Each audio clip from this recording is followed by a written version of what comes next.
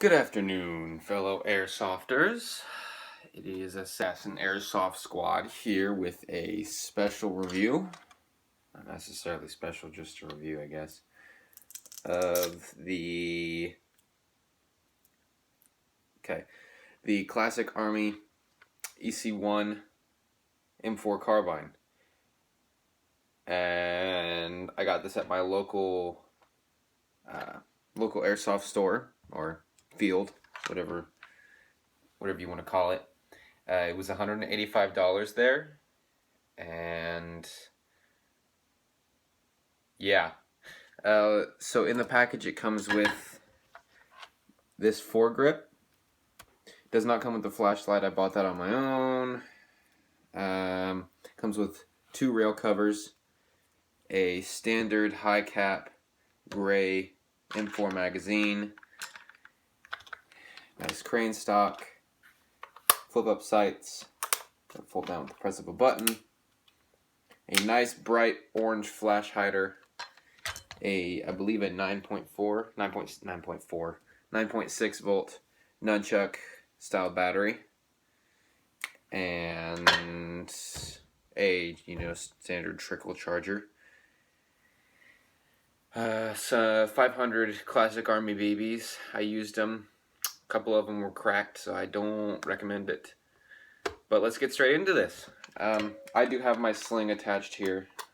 It has a special sling adapter here. Has 2 holes for it, and it has a single loop on the other side. So most of the functions on this gun oh, let me mention real quick, it has a monolithic rail. I think that's how you say it. Monolithic. I think it's monolithic. Upper rail. And those are composed of metal. The rest of the body is nylon fiber, I believe. I'm not positive, but I'm pretty sure most of it is nylon fiber, at least the rest of it. So, let's get into this. It has a metal outer barrel construction, metal flip-up sights, metal rail, metal gearbox, a nice metal gearbox that's already upgraded, has a MOSFET, and let's get straight into this. So you do have some adjustments here on your sights. You have 2 different options, and here's the button here. Press that, pull it down. Charging handle functions to release the dust cover and the hop up. Hop up is metal. It's a wheel right here. You turn it. It's very precise. Crane stock has, I believe, 5. So you have 1, 2, 3, 4, and 5. So, one thing you do need to be careful of if you buy this weapon is, first of all, the foregrip comes off by unscrewing this. And second of all, the primer functions as well. Doesn't do anything, but it functions. So, that's cool, I guess. Dust cover doesn't have a strong lock on it, just to say. But on real guns, it does stay down most of the time. And that's plastic, I believe. Yeah. So let's get into how you get the battery in there. So there are tabs on either side here that you press in at the same time, and the bottom of this rubber coated pad should pop right off, and you have this little hook here that pops it back in.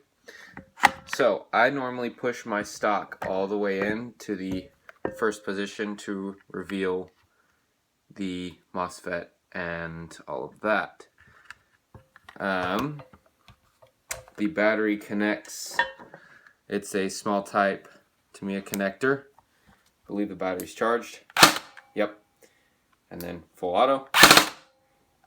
Shoots pretty quickly, and it's pretty powerful. I believe it was shooting at 350 FPS right out of the box. And I think that's the limit for my local field. So Go Airsoft, shout out to them for letting me purchase this weapon. I used it two weekends ago at their open play on Saturday nights, and it performed really well. I got quite a few guys out with it. Shoots straight, hop up is pretty accurate. I did shoot it outside just to warm up to it and get used to it and holding the weight and such. It is a little front heavy, but that's good. I guess it's good that it came with a foregrip to use. Takes a little bit of the weight off of it, and it does shoot relatively straight, just stock. It curves the slightest bit to the right, and when I say the slightest bit, I mean barely, but I use .2s, Valken .2s, and it's pretty windy, so I mean that could be an effect.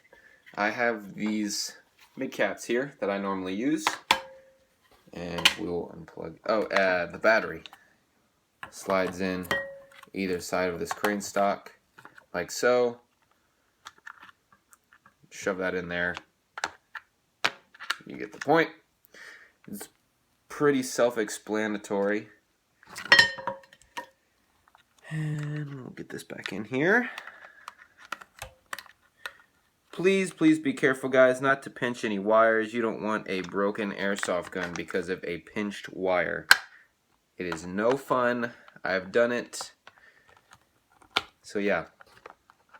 And the butt plate can be somewhat of a challenge to get back on here, lining it up evenly. There we go. Got that back on, and these are not loaded. I'm just showing these for aesthetic purposes. These are, I can't remember what these are.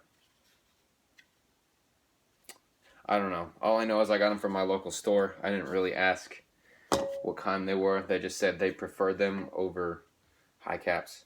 And they're really nice. They feed nicely. They feed all the way down to the last BB. Aside from these feed down to the last 4 or 5, and then you open and you release it, and all the BBs fly out. But that's not a big deal. And let me see here. As you can see, this comes all the way out to the top. This one does not. So that could be a factor of that. But these are really nice magazines. I like both of them. This one has a little deeper of a groove, so it's a bit harder to get in there.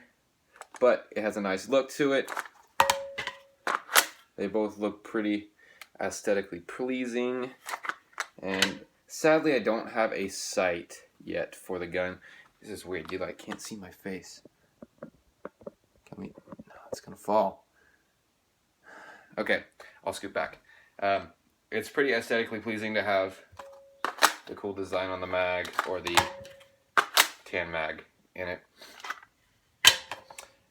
So that's nice. The sling knot's really nice, right in the middle of the gun. So you have your 1-point sling, holds about right here, and that's basically all I can say about the sling. The battery performs well, lasts a long time. It lasted me 4 hours. It didn't even budge on the charge, so it lasted me the entire night. And as of right now, I have this pressure switch on here for my flashlight, and the glue does not seem to, or the sticky part of the Velcro does not seem to want to stay. But that's not a problem. I need to figure out a different camera angle. What else is there to say about it? It's part of their Skirmish or Sportline edition. It's really nice. I have one. The serial number is. I think it's a unique serial number. I didn't really look into this much. I just talked to him about it and said, "Yeah, give me it." So that's about it. I don't know if there's much more to say about it. I would highly recommend this gun to anybody wanting to get into the sport. or if you're just wanting a new M4, I highly recommend it. It's a good little good little CQB gun, and performs well. Um, Easy to pop around corners with. So yeah, I'd rate it a 9 out of 10 due to the fact that it's kind of hard to get the battery in. I don't know. I'm paranoid about pinching wires. That's an expensive fix, so I'm super careful about it. So it's kind of rough trying to get that in there without pinching wires. You got to kind of shove the MOSFET down into the buffer tube so that the stock doesn't pinch it. But the rails are nice. There's not a lot of rail space due to it being a CQB weapon. I haven't opened it up. Metal gearbox though, and I think it has 9mm gears. I haven't really looked into the internals much, but you know. So yeah, this was the review on the Airsoft Classic Army EC1 M4 CQB. That's a long name. Alrighty, thank you so much for watching. Make sure to comment, rate, subscribe, and we'll see you in the next review where I'll be reviewing either my P90 or Elite Force 1911 Tactical. We'll find out for sure. I guess you'll find out for sure in the next video. So thanks for watching. See you guys next time.